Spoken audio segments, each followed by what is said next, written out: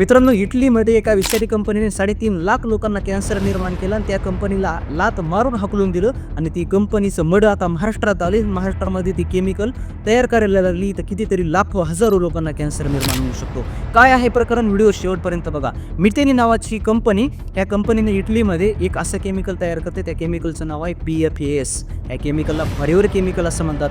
Forever chemical का म्हणतात? Forever त्या गोष्टीला म्हणतात जी गोष्ट कधीच संपत नाही. निसर्गामध्ये हे केमिकल कधीच नष्ट होत नाही, पाण्यामध्ये, जमिनीमध्ये, आणि फक्त नष्टच होत नाही प्लास्टिक सारखं. तर हे प्लास्टिकचा बाप आहे. प्लास्टिकपेक्षा 100 पट विषारी आहे. ह्या केमिकलमुळे कॅन्सरचे, किडनीचे, वंधत्वासारखे कितीतरी आजार होतात. 2018 ती कंपनी बंद पडली. 2025 तेथील कोर्टाने त्या कंपनीच्या मालकाला, त्या अधिकाऱ्यांना 141 वर्षाची शिक्षा ठोठावली मित्रांनो. पण नंतर आपल्या महाराष्ट्रामध्ये एक लक्ष्मी ऑर्गॅनिक्स नावाची कंपनी आहे. त्या कंपनीने ह्या कंपनीच्या मशिनरी पेटंट खरेदी केलं.